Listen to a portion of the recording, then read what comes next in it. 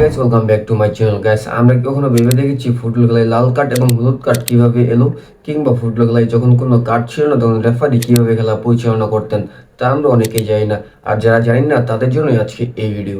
ফুটবলে যখন কার্ড ছিল না তখন খেলোয়াড়রা বাজে ফাউল করলে রেফারি তাদেরকে মুখে বলে সাবধান করে দিতেন, এবং একই ঘটনা বারবার ঘটলে তখন তাকে মাঠ থেকে বের করে দিতেন। 1962 সালে চিলি বনাম ইতালির একটি বিশ্বকাপ ম্যাচ শুরুর 5 সেকেন্ডের মাথায় শুরু হয়েছে ফাউল করা। সেগুলোকে ফাউল বললো যেন কম ভালো হবে।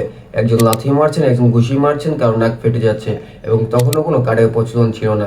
সেই ম্যাচের রেফারি ছিলেন ইংরেজ নাগরিক অ্যাস্টন। তিনি 8 মিনিটের মাথায় ইতালির খেলোয়াড় জর্জিও ফিরিনিকে মাঠ থেকে বের করে দেন, কিন্তু ফিরিনি কোনো মতে রাজি না হলে শেষ পর্যন্ত পুলিশ ডাকতে হয়। তখন কার্ডের প্রচলন না থাকায় অনেক খেলোয়াড়কে মুখে বললেও খেলোয়াড়রা বুঝতেন না, কারণ সেখানে অনেক ভাষার খেলোয়াড়রা ছিলেন।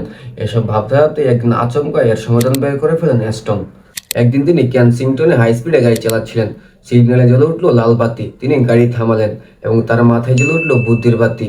ট্রাফিক লাইটের মতো খেলোয়াড়দেরও দেখানো হবে রঙিন কার্ড। প্রথমবার সতর্ক করার জন্য দেখানো হবে হলুদ কার্ড, এবং মাঠ থেকে বের করে দেওয়ার জন্য দেখানো হবে লাল কার্ড। এবং তার এই প্রস্তাবে সাড়া দিয়ে ফিফা 1970 সালে মেক্সিকো বিশ্বকাপে তা চালু করা হয়, এবং দ্রুতই কার্ড ব্যবস্থার প্রচলন শুরু হয় সর্বস্তরের ফুটবলে।